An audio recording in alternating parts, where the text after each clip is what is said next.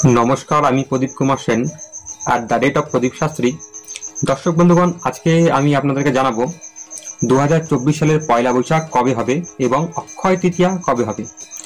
ঠিক কোন সময় মা লক্ষ্মীর এবং ভগবান গণেশের ঘট স্থাপন করলে আপনাদের জন্য হবে সর্বাধিক মঙ্গলময়।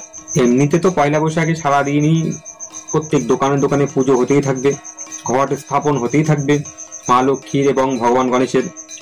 কিন্তু পারফেক্ট কোন সময় ঘট স্থাপন করলে মা লক্ষ্মীর বা ভগবান গণেশের আপনার দোকানের জন্য ব্যবসার জন্য হবে সর্বাধিক মঙ্গল, ঠিক কোন সময় পুরনো খাতাতে কাটাকাটি করে নতুন খাতায় লেখা শুরু করবেন, অর্থাৎ হাল খাতা করবেন, তার পারফেক্ট সময় জানার জন্য অবশ্যই আপনাদেরকে মনোযোগ সহকারে ভিডিওটিকে দেখতে হবে, স্কিপ না করে। দর্শক বন্ধুগণ, 2024 সালের পয়লা বৈশাখ হবে ইংরেজির 15 এপ্রিল রবিবার, সারাদিন এবং রাত পয়লা বৈশাখ থাকবে। পার্টিকুলার দুটো সময় রয়েছে যেই সময় পুজো করলে সর্বাধিক মঙ্গলময় হবে, যেমন অমৃত যোগে কিংবা মাহেন্দ্র যোগে। এখন আপনাদের জানতে হবে মাহেন্দ্র যোগ বা অমৃত যোগ কখন হবে। এর জন্য আপনারা ভিডিওটিকে সেভ করে রাখতে পারেন অথবা কাগজ কলমে লিখে নিন। সকাল 5:56 থেকে দুপুর 12:51 অবধি থাকবে মাহেন্দ্র যোগ। এই সময়ের মধ্যে আপনি ঘট স্থাপন করালে জন্য বললাম, আপনি তো কোনো ব্রাহ্মণকে দিয়ে করাবেন অথবা নিজেও যদি করেন সেক্ষেত্রে অবশ্যই শুভ হবে। এই সময়ের মধ্যে আপনি নতুন খাতাতে লেখা শুরু করতে পারবেন, পুরনো হিসাবপত্র কাটাকাটি করে। দিনের বেলার ওই সময়গুলি সবথেকে বেশি পারফেক্ট, মানে সকাল 5:56 থেকে দুপুর 12:51 মধ্যে। এর মানে এটা নয় যে 12:51 পরে কেউ পুজো করবে না, অনেকেই করবে, অনেকেই করাবে।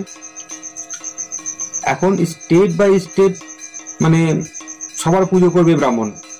যিনি আগে বুকিং করবে, আগের থেকে যিনি বলে রাখতে পারবে যে আমাকে এই টাইমে পুজোটা করে দিতে হবে, হয়তো তার কাছে গিয়ে সেই সময় পুজোটা করবে। একটা এলাকাতে দোকান 100টা বা 200টা থাকতে পারে,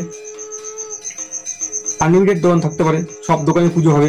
এখন যদি সেই এলাকায় একজন মাত্র ব্রাহ্মণ যদি থাকে সাপোজ, সেই ক্ষেত্রে ওই ব্রাহ্মণ একই সময় সবার দোকানে পুজো করতে পারবে না।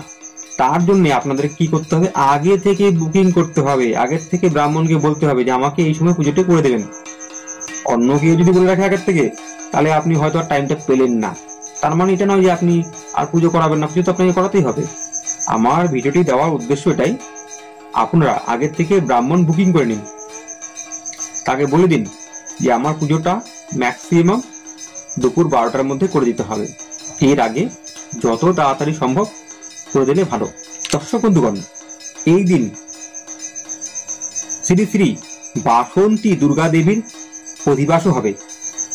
তার মানে বৈশাখ মাসের 2 তারিখ থেকে সপ্তমী, তারপর অষ্টমী, নবমী, দশমী এইভাবে চলবে। 4 থেকে 5 দিন ব্যাপী শ্রী বাসন্তী দুর্গা দেবীর পূজা হয়। মার অধিবাস বা আমন্ত্রণ সাধারণত দিনের বেলা হয় না, আমরা ছোট থেকে সন্ধ্যাবেলায় হয়ে আসতে দেখেছি।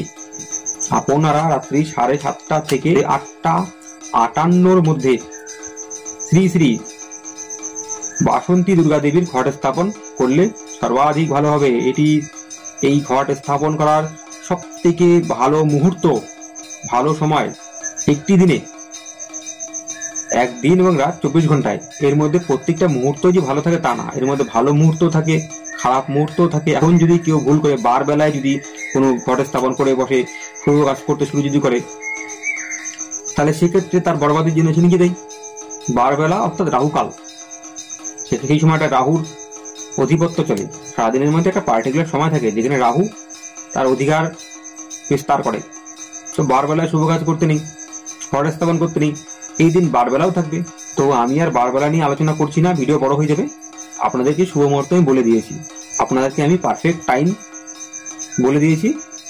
আশা করছি আপনারা এইভাবেই করবেন, আগে আপনাদের নিজেদের ইচ্ছা।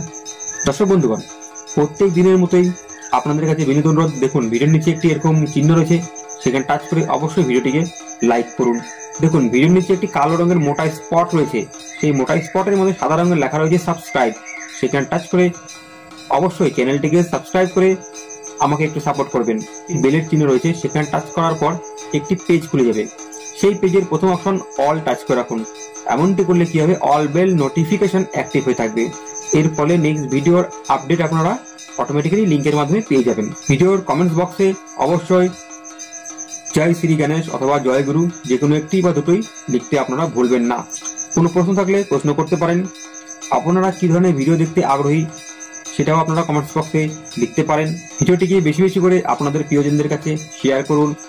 পুজো খালি দোকানে যে হয় তা নয়, পুজো বাড়িতেও হতে পারে। গণেশ পুজো অনেকের বাড়িতেও গণেশ পুজো হয়, সেক্ষেত্রে তাদেরও কাজে লাগবে। এরপর দর্শক বন্ধু, আমি আপনাদেরকে জানাবো অক্ষয় তৃতীয়া সম্বন্ধে। 2024 সালে অক্ষয় তৃতীয়া হবে হচ্ছে মে মাসের 10 তারিখে। অক্ষয় তৃতীয়া সকাল 5:45 মানে 5:45 থেকেই শুরু হয়ে যাবে তৃতীয়া তিথি। এই সময় থেকে নিয়ে সারা দিন রাত্রি 12টা পার হয়ে শেষ রাত্রি 4টা বেজে সামথিং অবধি অক্ষয় তৃতীয়া থাকবে। তো রাত্রি 12টার পরে তার কেউ পুজো করবে না, যা করে রাত্রি 12টার আগেই করবে। তার মানে সারাদিন এবং রাত্রি 12টা অবধি অক্ষয় তৃতীয়া ধরে নিন, অক্ষয় তৃতীয়া থাকবেই।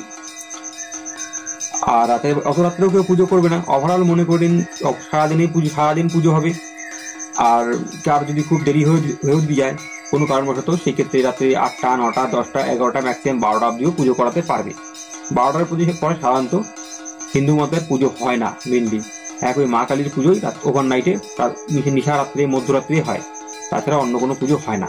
অক্ষয় তৃতীয়াতে কোন সময়ে ঘট স্থাপন করলে শুভ হবে এ নিয়ে মাথা লাগানোর কোনো দরকার নেই দর্শক বন্ধুগণ। আপনারা যে কোনো সময় ঘরে স্থাপন করে নিন অক্ষয় তৃতীয়াতে। সকালে হোক, বিকালে হোক, সন্ধ্যায় হোক, রাতে হোক। রাত্রি 10টাতেও করতে পারবেন, 11টাও করতে পারবেন, রাত্রি 12টাতেও করতে পারবেন, মানে রাত্রি 11টাতেও করতে পারবেন। রাত্রি 12টার আগে পুজোটা কমপ্লিট করে নেবেন। এই তৃতীয়া তিথিতে ক্ষয় নেই কোনো কিছু, যা করবেন তা অক্ষয় হয়ে থাকবে। এখানে গ্রহ নক্ষত্রের নেগেটিভ প্রভাব চলে না, আপনার ভক্তির প্রভাব শুধু চলে। আপনি ভক্তি করে যেটা করবেন শ্রদ্ধার সাথে, সেটাই ফলিত হবে। অক্ষয় তৃতীয়াতে ঘট স্থাপন করার কোনো নির্দিষ্ট মুহূর্ত হয় না। রাত্রি 12টার পরে বৈদিক মতে পুজো আর হয় না, হয় মা কালীর পুজো হয়, এ তান্ত্রিক পুজোও হয়। তো এর সঙ্গে তার কোনো কানেকশন নেই। আশা করি দর্শক বন্ধুগণ আপনাদেরকে এই বিষয়টা বোঝাতে পেরেছি। কেউ যদি না বুঝতে পারেন অবশ্যই কমেন্টস করবেন, আমি কমেন্টসের মাধ্যমে আপনাদেরকে অবশ্যই আপনাদের প্রশ্নের উত্তর জানিয়ে দেবো।